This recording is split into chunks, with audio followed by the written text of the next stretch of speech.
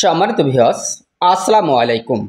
আশা করি সকলে ভালো আছেন। দেশ ও প্রবাস থেকে যে সকল ভাইরা দেখছেন তাদেরকে অসংখ্য ধন্যবাদ। এখানে যে বাড়ি নির্মাণটা দেখছেন এটি হচ্ছে 4 বেডরুমের একতলা বাড়ির ডিজাইন আপনারা দেখছেন। বাড়িটার এতটুকু করার জন্য খরচ হয়েছে 8,50,000 টাকা। এটি হচ্ছে 16 কলমের উপরে 4 বেডরুমের একতলা বাড়ির ডিজাইন। বাড়িটা করার জন্য দৈর্ঘ্যের দিকে জায়গার প্রয়োজন লেগেছে 33 ফিট, প্রস্থের দিকে জায়গার প্রয়োজন লেগেছে 30 ফিট। যদি এর আমরা স্কোয়ার ফিটে হিসাব করি তাহলে আসে 990 স্কোয়ার ফিট, শতকে হিসাব করলে আসে 2 শতক 27 পয়েন্ট। খুবই অল্প জায়গার ভিতরে অসাধারণ মানের একটি ফ্লোর প্ল্যান আপনারা দেখছেন। দর্শক বন্ধুরা, এটা হচ্ছে বাড়ির সামনের সাইড দেখছেন। বাড়ির সামনের সাইডে আছে সুন্দর 2টা ব্যালকনি, কিন্তু ব্যালকনির কাজ এখনও আমরা করিনি। এবং সামনে আছে মেন গেটে সুন্দর একটি পোস্ট, আর পোস্টের সাথে সামনে দেওয়া হয়েছে 2টা কলম, আর 2টা কলম দিয়ে সামনে দেখছেন খুবই সুন্দর একটি পোস্টের কাজ করা হয়েছে। আর এই বাড়ির মেন গেটেই দেওয়া হয়েছে সিঁড়ি। আর ভিতরে প্রবেশ করে আমরা দেখব আসলে কেমনভাবে এই বাড়িটার ফ্লোর প্ল্যানটা আমাদের সাজানো হয়েছে। আর একটু সুন্দরভাবে বুঝতে পারবেন ভিডিওর শেষ দিকে। আর সুন্দরভাবে বুঝতে হলে অবশ্যই ভিডিওটা আপনার কন্টিনিউ করতে হবে, শেষ পর্যন্ত দেখতে হবে। দেখলে এই বাড়িটির ফ্লোর প্ল্যানটি দেখলে পূর্ণ আইডিয়া ও তথ্য আপনি আজকের এই ভিডিওর মাধ্যমে আপনি নিতে পারবেন। দর্শক বন্ধুরা, এটা হচ্ছে 4 বেডরুমের একতলা বাড়ির ডিজাইন আপনারা দেখছেন। বাড়িটি করা হয়েছে 16টা কলমের উপরে। এটি হচ্ছে গাঁথুনি করে এনে বিল্ডিংটা ছাদটি হচ্ছে। তো আমরা যারা আরসিসি কলমের উপরে একটি একতলা বাড়ি নির্মাণ করব বলে ভাবছি বাবা নির্মাণ করছি, সেই সকল ভাইদেরকে বলতে চাই যে আপনারা অবশ্যই আরসিসি কলমটা করে নিয়ে গাঁথুনি কমপ্লিট করে নেওয়ার পরে আপনি আপনার বাড়িটা ছাদটা করেন। সেক্ষেত্রে আপনার বিল্ডিংটা অধিক মজবুত হবে এবং খরচটা আপনি সাশ্রয় করতে পারবেন। দর্শক বন্ধুরা, এমনইভাবে আপনি আপনার বিল্ডিংয়ের নির্মাণটা করেন, সেক্ষেত্রে আপনার অধিক খরচ কমায়ে সুন্দরভাবে একটি একতলা বাড়ি নির্মাণ করতে পারবেন। এটি হচ্ছে 3তলা ফাউন্ডেশন দিয়ে এই বাড়িটা নির্মাণ করা হচ্ছে একতলা। তো এটি হচ্ছে ফাউন্ডেশন করা হয়েছে 3তলা এবং এর কলম এবং বেসের রড ইউজ করা হয়েছে 16 মিলি রড। বেসের রড দেওয়া হয়েছে 12 মিলি রড।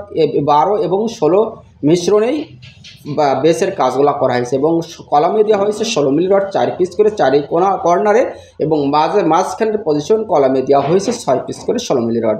এটা হচ্ছে কিচেন, আর এই কিচেনের সাইজটি রাখা হয়েছে 7 ফিট বাই 8 ফিট। এটা হচ্ছে বেডরুম। বাড়ির সামনের সাইডে আমরা পাবো হচ্ছে 2টা বেডরুম, পিছন সাইডে আমরা পাবো হচ্ছে 2টা বেডরুম। তো এই বেডরুমের প্রত্যেকটা রুমে জানালা দেওয়া হয়েছে 2টা করে, আর রুমের সাইজ দেওয়া হয়েছে আমাদের 13 ফিট বাই 11 ফিট। তো 4টা বেডরুমের সাইজই দেওয়া হয়েছে আমাদের 13 ফিট বাই 11 ফিট। দর্শক বন্ধুরা, এমনইভাবে সুন্দরভাবে বাড়িটা নির্মাণ করতে হলে অবশ্যই আপনার যখন ছাদ শাটারিং করবেন, ছাদ শাটারিং করার আগে আপনার ফ্লোরটা খুবই সুন্দরভাবে পাইলিং করে বসায় নেওয়া অত্যন্ত জরুরি। তার কারণ আপনার নিচে যদি পাইলিং না করে নিচে যদি সুন্দর করে বসায় না নিয়ে ছাদের কাজ করেন, সেই ক্ষেত্রে আপনার খুঁটি ডেবে যাবে। আর খুঁটি যদি আপনার না ডাবতে হয় তাহলে অবশ্যই সুন্দর করে আগে পাইলিং করে নিতে হবে। আগে মাটিটা পাইলিং করে নেবেন, নেওয়ার পরে আপনি বালিটা কমপ্লিট করে ভরাট করে নেওয়ার পরে ছাদ সুন্দরভাবে শাটারিং করেন। সেই ক্ষেত্রে আপনার অনেক সুন্দরভাবে অনেক লোড নিয়ে আপনার বিল্ডিংয়ের ছাদটা আপনি করতে পারবেন। নিচে বসবে না, তাহলে আপনার ছাদের তলাটা সুন্দর লেভেল আপনি করতে পারবেন। এটা হচ্ছে সামনের সাইডের বেডরুম, আর এই বেডরুমের সাইজ দেওয়া হয়েছে আমাদের 13 ফিট বাই 11 ফিট।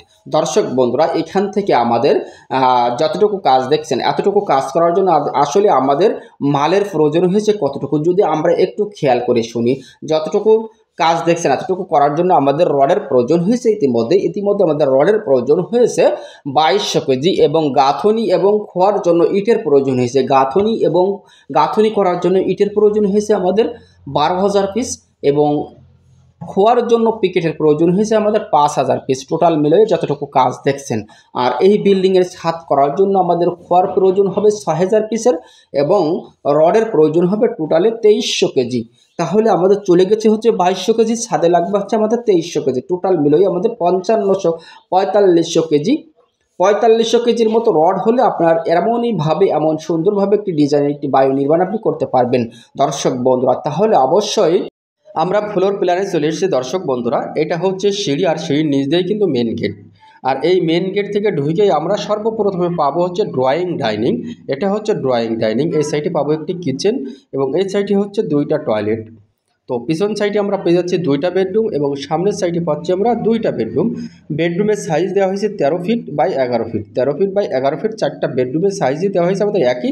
সামনের সাইডে পেয়ে যাচ্ছেন 2টা সুন্দর ব্যালকনি। তো বাড়িটা করার জন্য দৈর্ঘ্যের দিকে জায়গা লেগেছে 33 ফিট, প্রস্থের দিকে জায়গা লেগেছে 30 ফিট। যদি এর আমরা স্কোয়ার ফিটে হিসাব করি তাহলে আসে 990 স্কোয়ার ফিট, শতকে হিসাব করলে আসে 2 শতক 27 পয়েন্ট। তো খুবই অল্প জায়গার ভিতরে অসাধারণ মানের একটি ফ্লোর প্ল্যান আপনারা দেখলেন। তো যে সকল ভাইরা স্বপ্নের সুন্দর বাড়িটা নির্মাণ করবেন অবশ্যই দক্ষ ইঞ্জিনিয়ার এবং দক্ষ কন্ট্রাক্টর দ্বারা বাড়িটার ড্রয়িং ডিজাইন করে নেওয়ার চেষ্টা করবেন। তো ভালো থাকবেন, সুস্থ থাকবেন, সকলে আমার জন্য দোয়া করবেন ইনশাআল্লাহ।